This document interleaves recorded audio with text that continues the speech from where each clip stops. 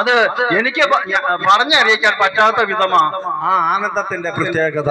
അതുകൊണ്ടാണ് ദൈവത്തെ തിരിച്ചറിഞ്ഞ വ്യക്തി ഇങ്ങനെ പറഞ്ഞത്, ധാന്യത്തിന്റെയും മീനിന്റെയും സമൃദ്ധിയിൽ ലോകത്തിലെ അനേക മക്കൾക്ക് ഉണ്ടാകുന്നതിനേക്കാളും ഏറെ ആനന്ദം അങ്ങ് എന്റെ ഹൃദയത്തിൽ നിക്ഷേപിച്ചിരിക്കുന്നു.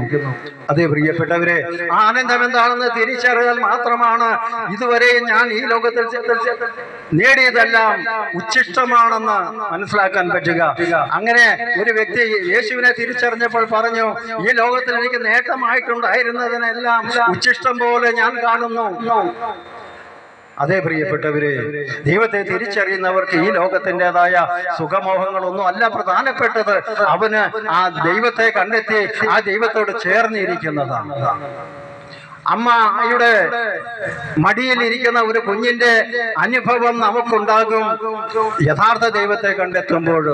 അതുകൊണ്ട് സങ്കീർത്തൻ ഇങ്ങനെ പറയുകയാ, ദൈവത്തിന്റെ പക്കലാണ് ശാശ്വതമായ സമാധാനമുള്ളത്, ആനന്ദത്തിന്റെ പൂർണ്ണതയുള്ളത്. അതേ പ്രിയപ്പെട്ടവരെ, ദൈവത്തെ കണ്ടെത്തുന്നവർക്കെല്ലാം ഈ ആനന്ദം കിട്ടും, സമാധാനം കിട്ടും. മാത്രമല്ല, നമ്മളൊക്കെ നിത്യജീവനിലേക്ക് വിളിക്കപ്പെട്ടവരാണ്. ഞാൻ ആദ്യമേ സൂചിപ്പിച്ചു. തിരുവചനം പറയുന്നു, മനുഷ്യനെ ദൈവം സൃഷ്ടിച്ച അനശ്വരനാകാൻ വേണ്ടിയാണെന്ന്. അതെ, അപ്പോൾ എപ്പോൾ മരണം നമ്മുടെ ജീവിതത്തിലേക്ക് കടന്നു വന്നു, അനശ്വരനായി സൃഷ്ടിക്കപ്പെട്ട മനുഷ്യന് മരണം എങ്ങനെ കടന്നു വന്നു അവന്റെ ജീവിതത്തിലേക്ക്?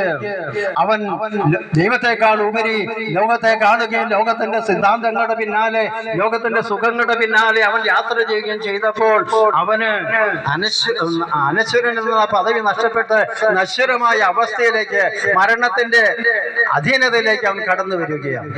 അതേ പ്രിയപ്പെട്ടവരെ, അത് ആ അവസ്ഥയിൽ നിന്നും, ആ നശ്വരമായ അവസ്ഥയിൽ നിന്നും അവനെ അനശ്വരനാക്കാൻ വേണ്ടിയാണ് ദൈവമായിരുന്നവൻ മനുഷ്യനായി പിറന്നത്.